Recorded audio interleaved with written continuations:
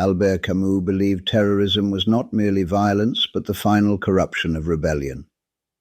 Where revolt begins by affirming human dignity, terrorism ends by denying it. Terrorism kills not because of what someone has done, but because of what they are said to represent. It turns people into symbols, and symbols are easy to destroy. Camus lived in a century where terror became a political tool. Bombings, assassinations, and ideological murder were carried out in the name of justice, liberation, and history. Those who committed these acts believed they were striking at systems of oppression. Camus saw something else. He saw innocent people being sacrificed to abstract causes. For Camus, this was the deepest betrayal of revolt. True rebellion begins with a refusal to be treated as a thing. Terrorism ends by treating others as things.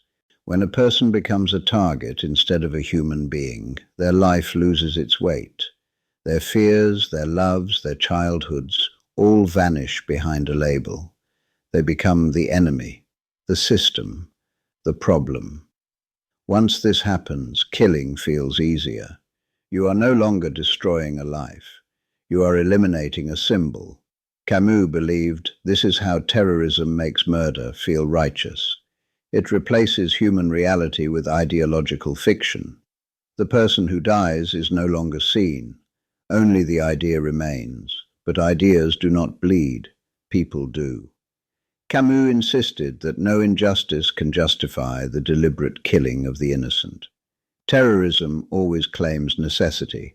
It says the world is so broken that anything is permitted. But Camus believed that once anything is permitted, nothing remains sacred. The moment innocent life is no longer protected, civilization begins to collapse. Every person becomes vulnerable. Every disagreement becomes potentially fatal. Terrorism promises justice. It delivers fear. Camus believed that fear is its true goal. Terrorists know they cannot defeat societies militarily. What they can do is poison everyday life. They turn buses, cafes, streets, and schools into places of anxiety.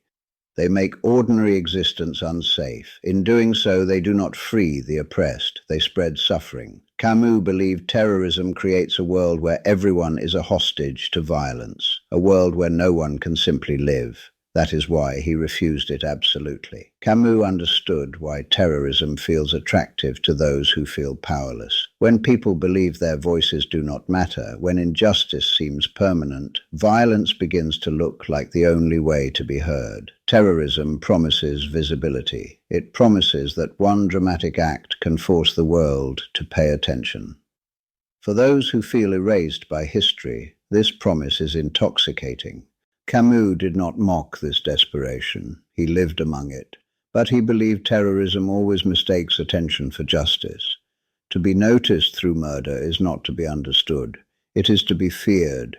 Fear does not create dignity. It creates submission. Terrorism relies on the belief that suffering inflicted on others will redeem the suffering of the oppressed. Camus rejected this completely. Pain does not cancel pain. It multiplies it. When a bomb kills strangers, nothing is repaired. New families grieve, new hatreds are born, new cycles of revenge begin. What started as a cry against injustice becomes another source of injustice. Camus believed terrorism destroys exactly what it claims to defend, the value of human life. Once you decide that innocent people may be killed for a cause, you have already abandoned that cause's moral foundation. You are no longer fighting for dignity, you are sacrificing it.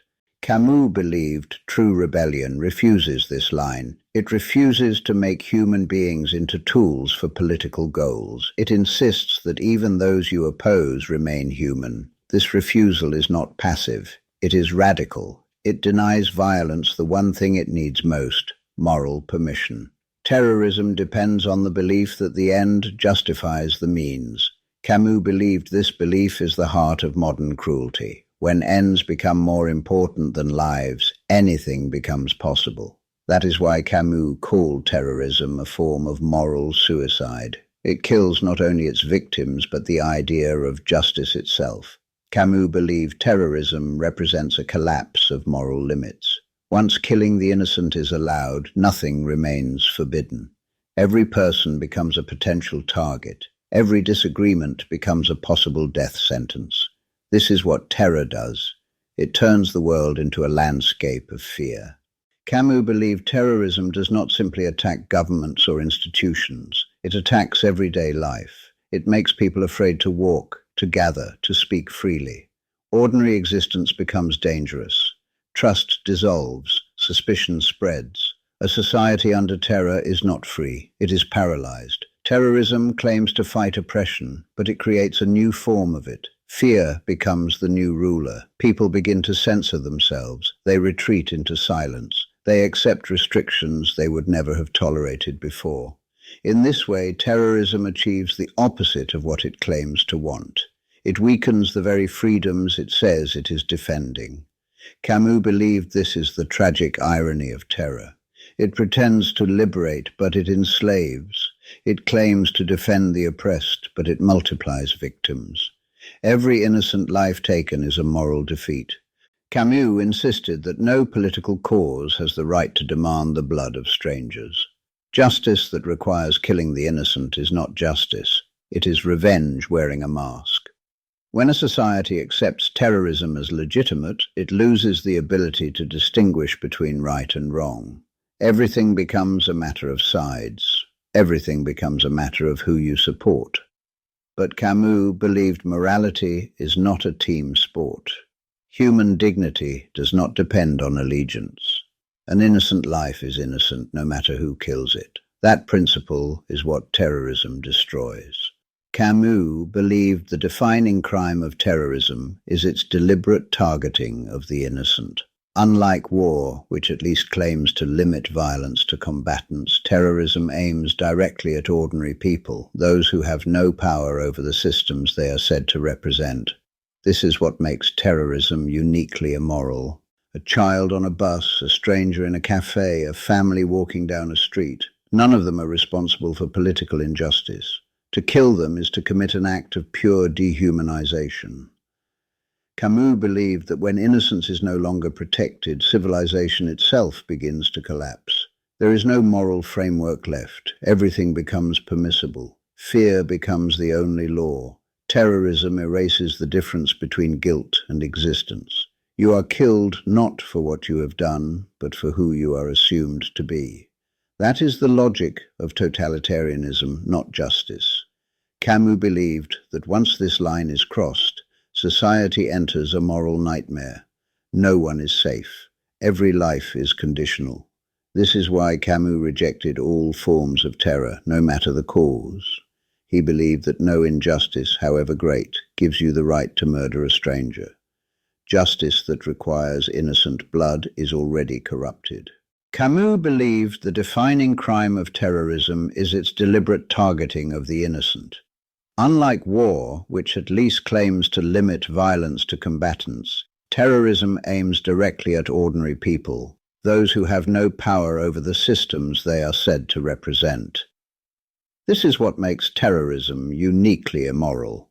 A child on a bus, a stranger in a cafe, a family walking down a street, none of them are responsible for political injustice.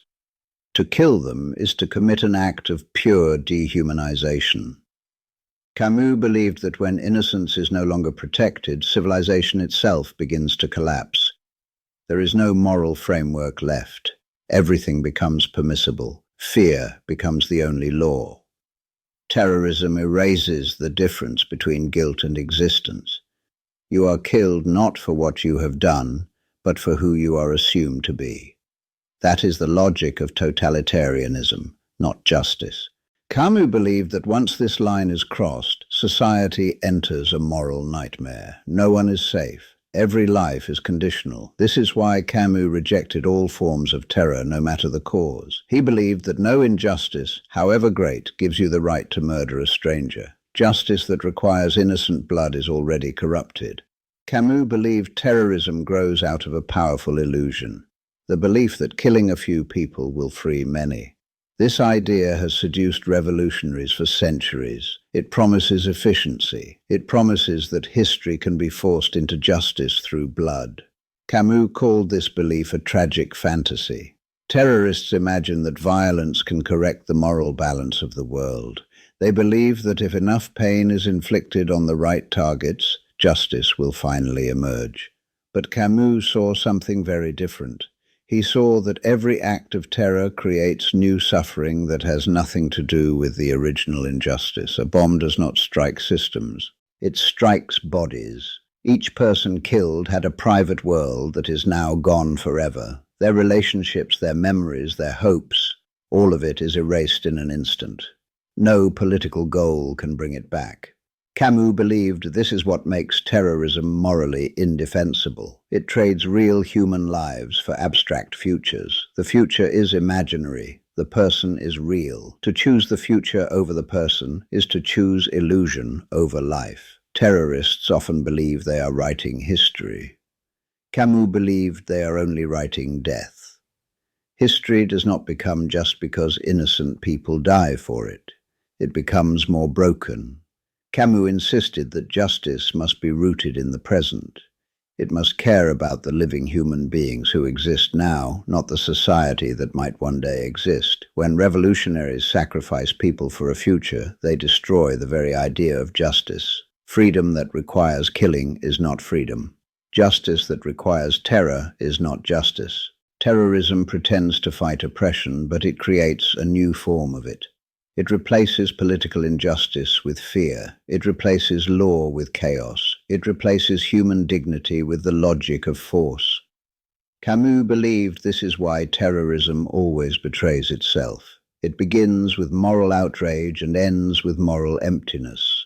Once you accept the killing of innocents, there is nothing left to defend.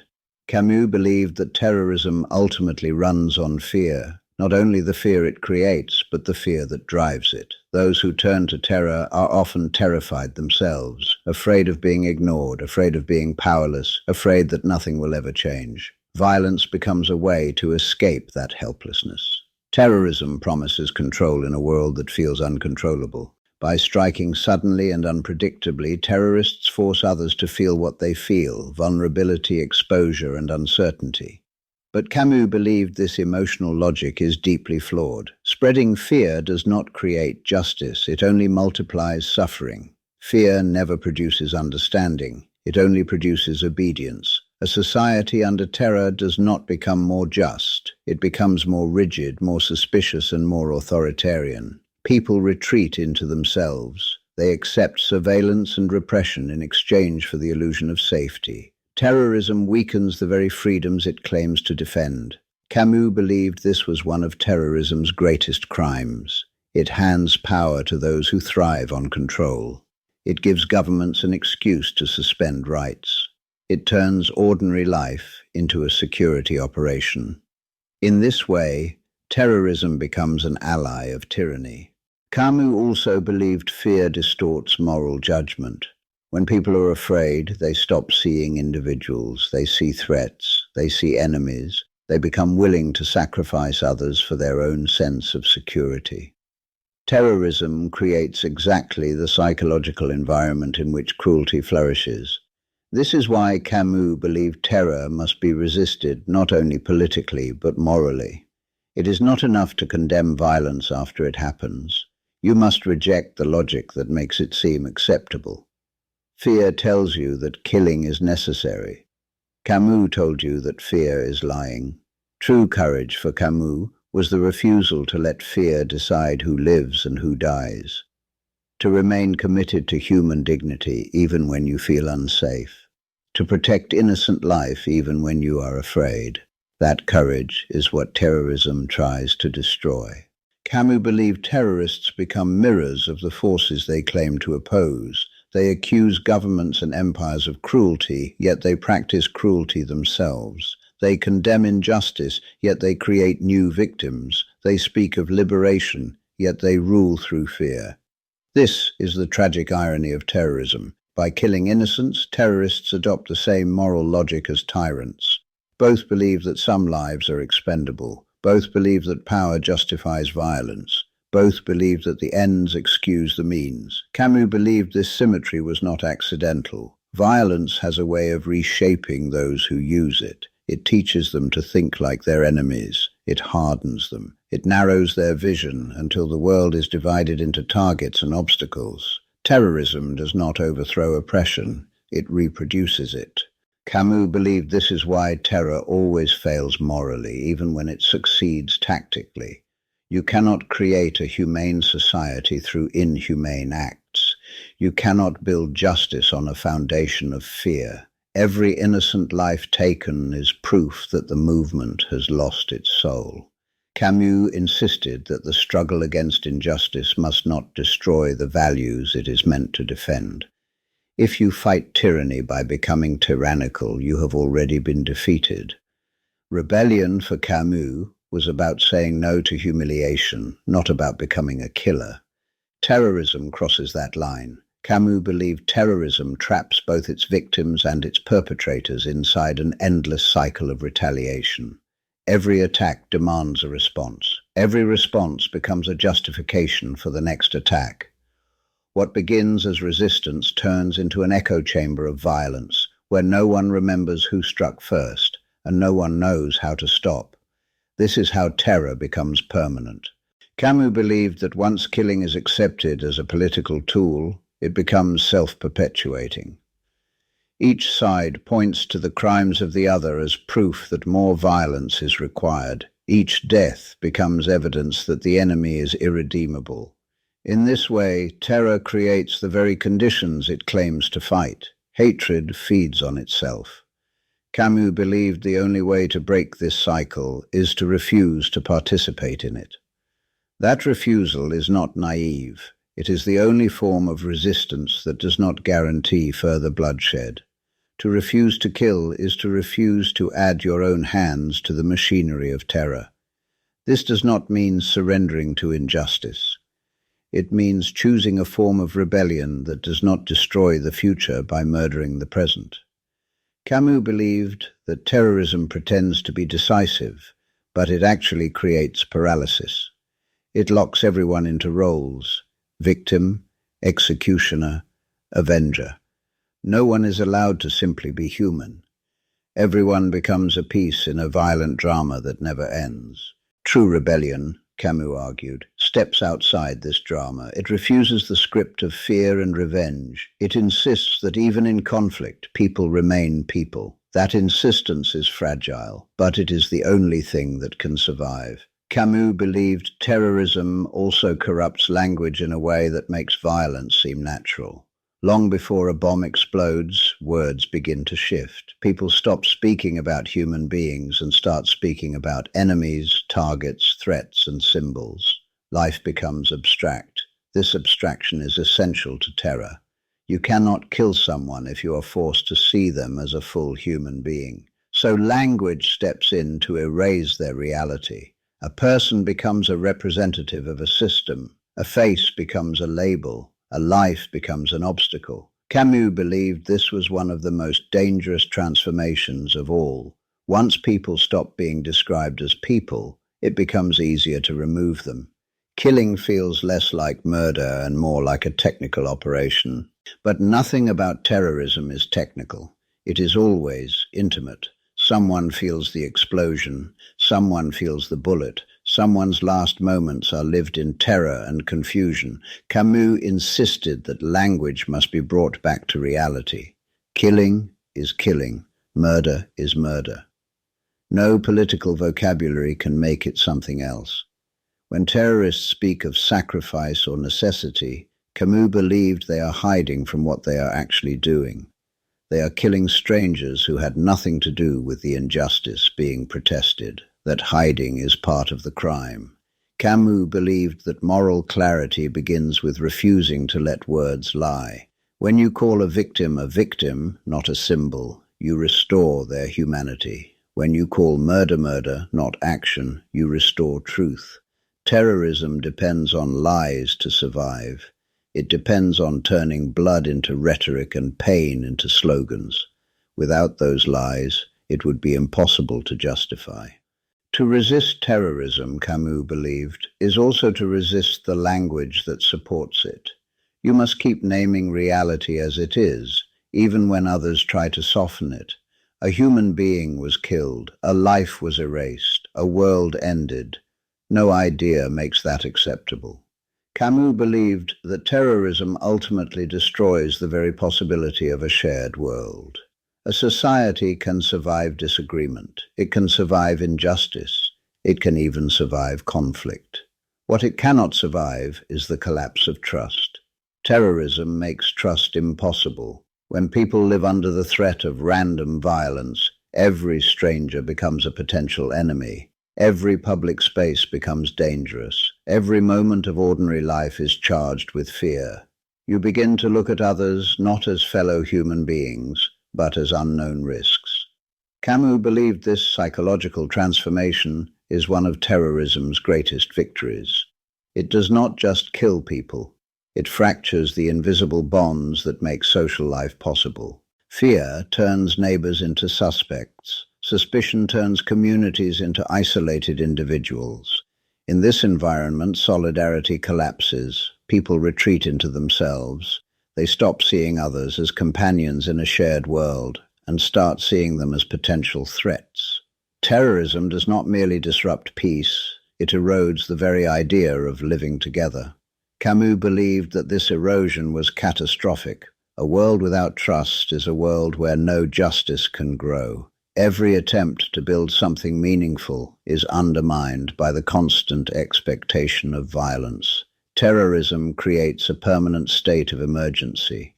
When everything feels urgent, moral reflection disappears. Decisions are made out of panic rather than principle. Rights are suspended. Cruelty becomes normalized. In this way, terror poisons both sides of a conflict. The attackers become consumed by hatred. The attacked become consumed by fear. Humanity is squeezed out from both directions.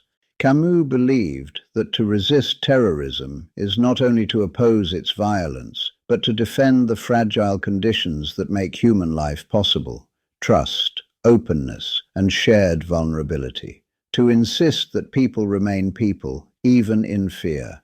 That insistence is what terror tries to destroy. Camus knew that rejecting terrorism would make him unpopular. In a world obsessed with decisive action, refusal looks weak. When people are angry, afraid, and desperate, they want simple enemies and dramatic solutions. Terrorism offers both. It gives rage a target and suffering a narrative. Camus refused that temptation. He believed that moral integrity mattered more than political victory. To him, the purpose of rebellion was not to win at any cost, but to protect what makes life worth living in the first place. If you destroy human dignity in order to defeat injustice, you have defeated nothing. This is why Camus stood almost alone among intellectuals of his time. Many believed that history justified violence. Many believed that terror was tragic but necessary. Camus said no. He insisted that no ideology, no revolution, and no future could justify the deliberate killing of innocent people. He knew this stance would cost him allies. He knew it would make him look naive, but he believed it was the only way to remain honest.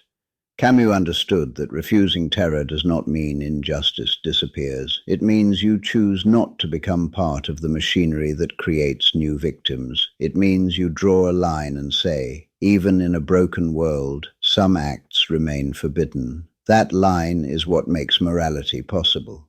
Without it, politics becomes nothing but power. Camus believed that once people accept terror as legitimate, everything else becomes fragile. Laws become tools, rights become privileges, life becomes something that can be traded for goals. To refuse terror is to refuse that collapse.